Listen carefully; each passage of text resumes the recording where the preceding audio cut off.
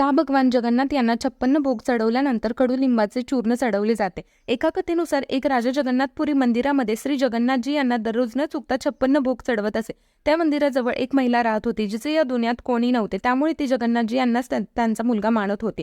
जगन्नाथजी यांना दररोज 56 भोग दाखवत असल्याचे पाहून त्या महिलेने विचार केला की एवढे जीवन जेवून तर माझ्या मुलाच्या पोटात दुखेल. त्यामुळे त्यांनी श्री जगन्नाथजी यांच्यासाठी कडुलिंबाचे चूर्ण तयार केले.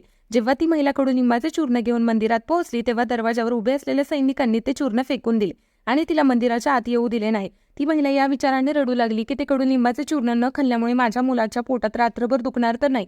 त्याच रात्री राजाच्या स्वप्नात श्री जगन्नाथजी आले आणि ते राजाला बोलले की तुमचे सेवक माझ्या आईला मला चूर्ण देण्यापासून का रोखत आहे. तेव्हा त्याच रात्री राजा त्या महिलेच्या घरी जाऊन तिची माफी मागतो आणि जे काही घडलं ते सांगतो. तेव्हा त्या महिलेने नवीन कडुलिंबाचे चूर्ण बनवून श्री जगन्नाथजी यांना ते भोग चढवला. तेव्हापासूनच श्री जगन्नाथजी यांना 56 भोग दाखवल्यानंतर कडुलिंबाचे चूर्ण सुद्धा चढवले जाते.